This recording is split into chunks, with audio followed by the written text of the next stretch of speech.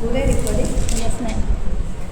ठीक, चलिए तो आज हम लोग इसका आगे कंटिन्यू कर रहे हैं। कौन सा? जो आपका डिवीजन है यू माइकोटा, उसका थर्ड सब डिवीजन का नाम है।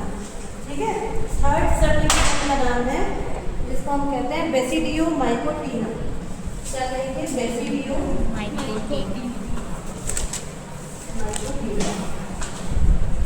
ठीक, ये थर्ड वाला सब डिवीजन है, इसका फंजाई। ठीक, तो इस बेसिडियो माइकोटीना में हमको तीन मेंबर इस वाले सब डिवीजन के पढ़ने हैं। कौन कौन से 3 मेंबर है? एक तो है आपका अस्टिडियो, ठीक है, दूसरा आपको इसमें पढ़ना है वो है हीमोमाइन। पेनिसिलिन पढ़ लिया, कॉक्सीनिया, ठीक है, और एक इसी में पढ़ना है हमको एगैरिकस। ठीक है, तो इस मेंबर से 3 चीजें पढ़ने को दी गई है। एगैरिकस वही है आपका जिसको आप नॉर्मल में मशरूम बोलते हैं, ठीक है, जिसके बारे में देखें। तो मशरूम जो है वो एक्चुअल में बेसिडियो माइकोटीना सब डिवीजन का मेंबर होता है। तो इसके बारे में टेक्निकल भी देखेंगे। पहले इस वाला जो सब डिवीजन है उसकी कुछ प्रॉपर्टीज को देख लेते हैं कि क्या क्या इसमें होता है। ठीक है, तो बेसिडियो माइकोटीना कवक का सबसे बड़ा समूह है जिसके अंतर्गत 550 वंश और 15,000 जातियाँ आती हैं। तो ये सबसे बड़ा होना चाहिए समूह है। ठीक है, इसके जो मेंबर हैं वो प्रायः परजीवी होते हैं, लेकिन कुछ जो होते हैं वो मृतोपजीवी भी होते हैं।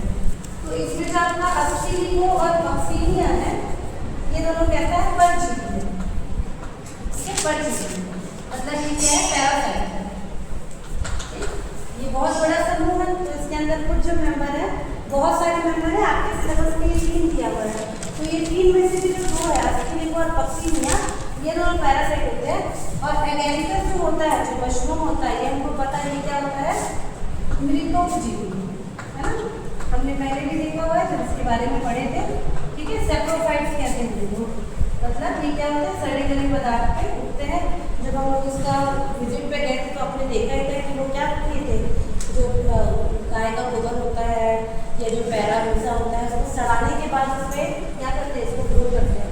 ठीक है, तो 2 मेंबर इसके पैरासाइट हैं और एक है सेप्रोफाइट। 2 परजीवी है और एक मृतोपजीवी। अगर हम इस ग्रुप के स्पेशल कैरेक्टर की बात करें तो ये कैसा होता है? शाखित और पट्टीयुक्त होता है। मतलब इसके अंदर जो भी फंगस आ रहे हैं वो कैसे होंगे? ब्रांच होंगे। ठीक है, ब्रांच मतलब इस तरह से इसका जो माइसीलियम होगा बहुत सारे ब्रांचेस में बटा होगा इससे। ठीक है, दूसरा पट्ट रहित होगा। पट्ट रहित मतलब इनके बीच में इस तरह से सेप्टा प्रेजेंट होगा। हमने देखा है कि शुरू के जो 2 ग्रुप है, ये तीसरा सब डिवीजन है। शुरू के जो 2 है उनमें बहुत सारे लोगों में ये जो सेप्टा है, ये जो पट्ट है वो नहीं पाया जाता है, लेकिन इनमें क्या होता है? ये पाया जाता है। ठीक है, कवक जाल की प्रत्येक कोशिका में 1, 2 अथवा अनेक केंद्रक पाए जाते हैं। या तो इसके अंदर इस तरह से 1 केंद्रक होगा, या हो सकता है किसी वाले में 2 केंद्रक हो, या हो सकता है किसी वाले में मल्टीपल केंद्रक हो। अलग अलग नंबर में अलग अलग तरीके से पाए जाएंगे। है ना, आप एक का देखेंगे अस्टिडियो में क्या मिलेगा, कॉक्सीनिया में क्या मिलेगा, एगैरिकस में क्या मिलेगा। तो ये अलग अलग कंडीशन हो सकती है। कई बार एक ही में 2 टाइप के वैसे मिलते हैं, ऐसे चीजें।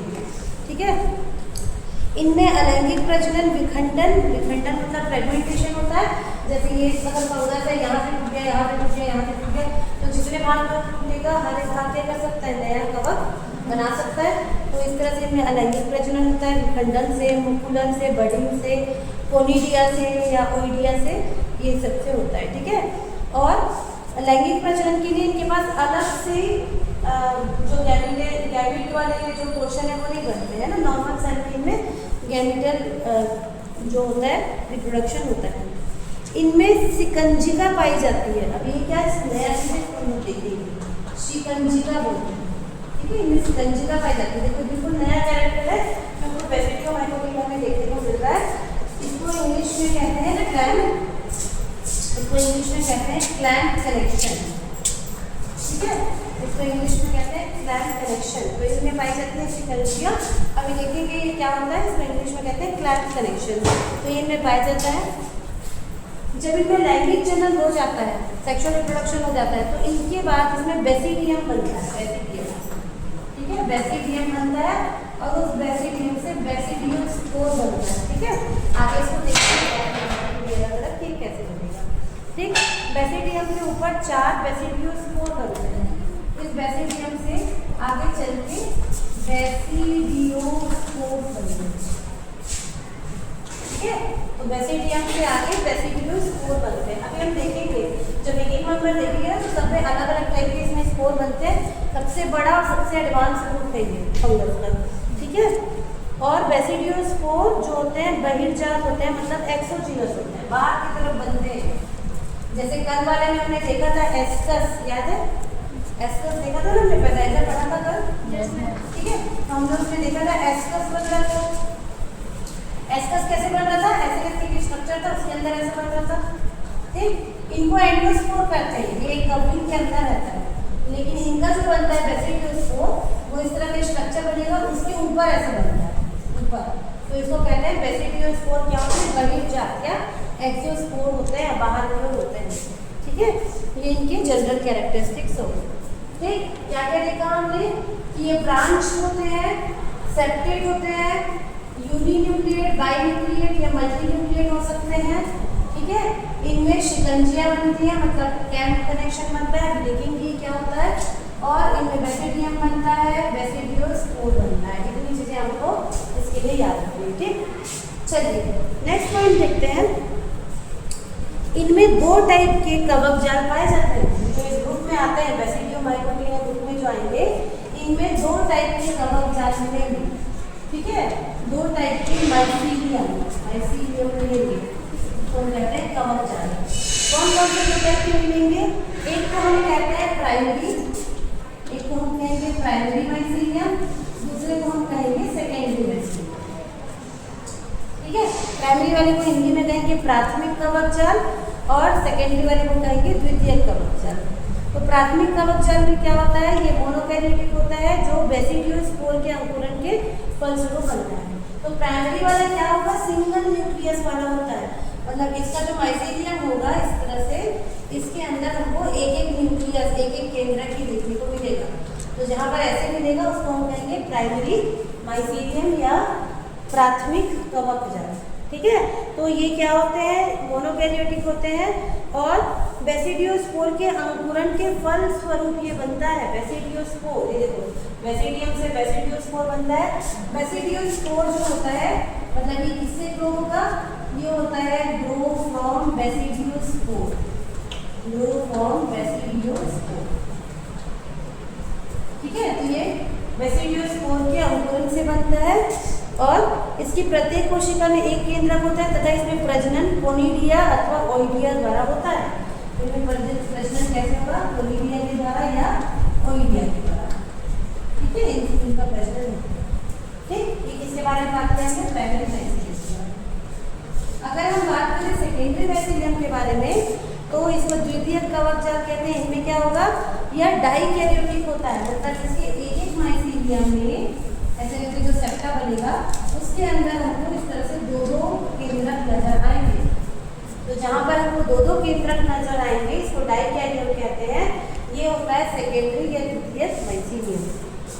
ठीक है, इसकी प्रत्येक कोशिका में 2 केंद्रक पाए जाते हैं और इनमें प्रायः सिकंजिका का निर्माण होता है। ये जो सिकंजिका होता है वो इसी वाले में बनेगा।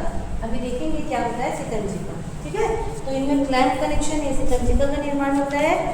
यही कवक जाल कवक की मुख्य पादप काय की रचना है और इन्हीं में से ऑस्ट्रेलिया या चुस्कांग निकलते हैं जो पोषक से भोजन अवशोषित करते हैं। मतलब देखो, हर एक फंगस के अंदर ये दोनों तरह की हाइफे मिलेंगी। इस वाले सब डिवीजन में जितने फंगस आ रहे हैं उन सब के अंदर पहले प्राइमरी माइसीलियम बनता है, बाद में सेकेंडरी माइसीलियम बनता है। ये बहुत शॉर्ट टाइम के लिए रहता है। प्राइमरी वाला जो है ये बहुत शॉर्ट टाइम के लिए होता है, कम समय के लिए होता है। इसके बाद सेकेंडरी वाला जो होता है ये लॉन्ग टाइम के लिए रहता है, लंबे समय के लिए रहता है। और मेन जो है वो यही है, कौन सा? सेकेंडरी वाला। ठीक है, तो इस सब डिवीजन के अंदर जितने फंगस आएंगे सबके अंदर आपको ये सारी चीजें जो है वो देखने को मिलेंगी। ठीक, चलिए उसके बाद देखते हैं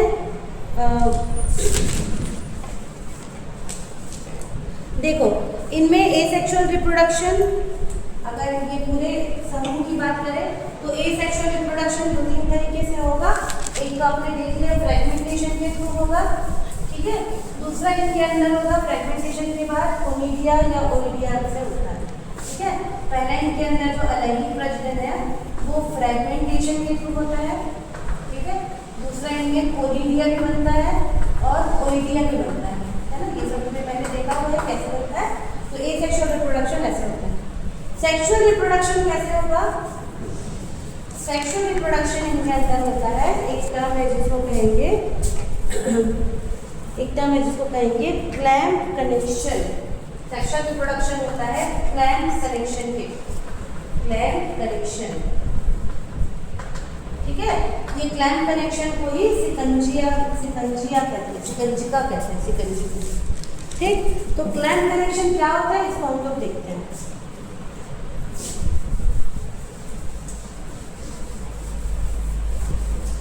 देखो क्लैम्प कनेक्शन में क्या होगा, क्लैम्प कनेक्शन में क्या होगा, ये इसका एक माइसीलियम है ना, इस तरह से एक माइसीलियम है ये ऐसा, जिसके अंदर इस तरह से क्या है, दो न्यूक्लियस है, ठीक है। सेकेंडरी वाला जो माइसीलियम है, द्वितीयक माइसीलियम, हमने इसके अंदर देखा हुआ है कि दो न्यूक्लियस या दो केंद्रक होते हैं, ठीक है। हम इसी को पढ़ रहे हैं कि कैसे क्लैम्प कनेक्शन बनता है।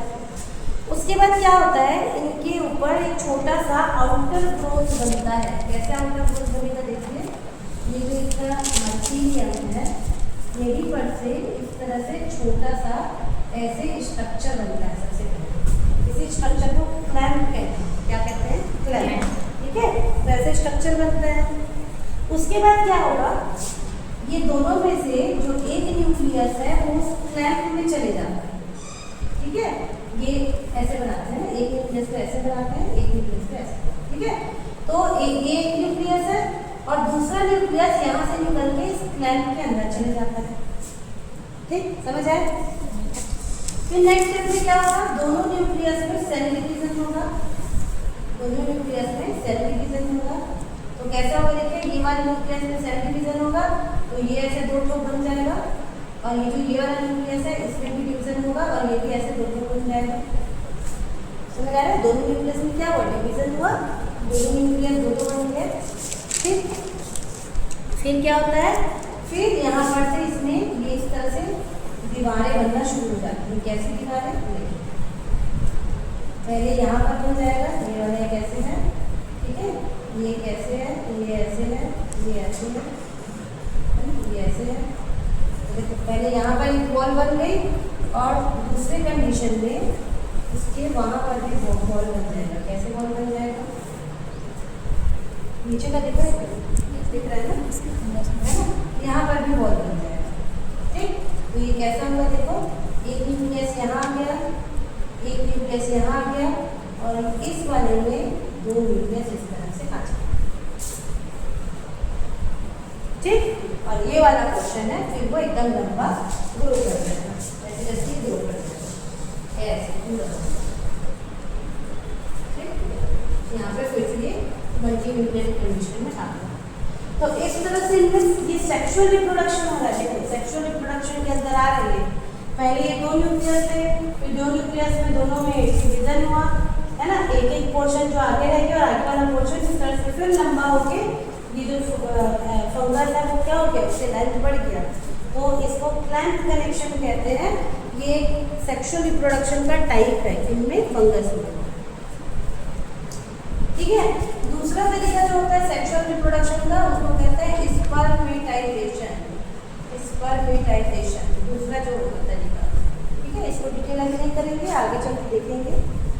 हिंदी में भी इसको स्पर्मेटाइजेशन कहेंगे। इनमें क्या होगा, इनमें अचल नर गैमेट वर्धी कवक तंतु से संयोजन करता है, जो एक मादा जननांग की भांति कार्य करता है ना। इसको जब अपन पहले पढ़े थे तो मैं बताई थी कि एक जो नर वाला पोर्शन होगा, मेल वाला होगा, वो इस तरह से स्पोर के रूप में रहता है, और ये आके जो फीमेल वाला पोर्शन रहता है उसमें आके ऐसे करके आके चिपक जाता है। चिपकने के बाद इनके बीच की वॉल जो है वो मिल जाती है, उसका पूरा मटेरियल इसमें आ जाता है। तो इस वाले प्रोसेस को स्पर्मेटाइजेशन। तो इस वाले ग्रुप में, इस वाले समूह में जो सेक्सुअल रिप्रोडक्शन है वो दो तरीके से होता है, एक क्लैम्प कनेक्शन और दूसरा होता है स्पर्मेटाइजेशन, ठीक है। ये हमने कॉमन पढ़ा था, इसके लिए बेस्टिडियोमाइकोटिया। अब हम एक एक करके इसके अंदर की चीज़ों को पढ़ेंगे, जैसे कि सबसे पहले इसका मेंबर क्या था, अस्थिलिंगो। तो अस्थिलिंगो के अंदर क्या क्या चीजें आएंगी, अब हम उसको अस्थिलिंगो हो गया, पक्सिनिया हो गया, दोनों एक ही ऑर्डर के अंदर आता है, दोनों एक ही टाइप की चीजें हैं। दोनों में मेन डिफरेंस क्या है, अस्थिलिंगो और पक्सिनिया में, ये जो है दोनों पैरासाइट है, अभी मैंने बताया था दोनों क्या है, पैरासाइट है, परजीवी है दोनों। अस्थिलिंगो होता है ये जो अपना पूरा लाइफ साइकिल है, ये एक ही कोष के अंदर हो जाता है, पक्सिनिया को दो कोष बनते हैं, ठीक है, कई बार दो से ज्यादा। ठीक, तो इसको अब हम लोग एक एक करके देखेंगे। सबसे पहले हम लोग देखेंगे अस्थिलिंगो, ठीक है।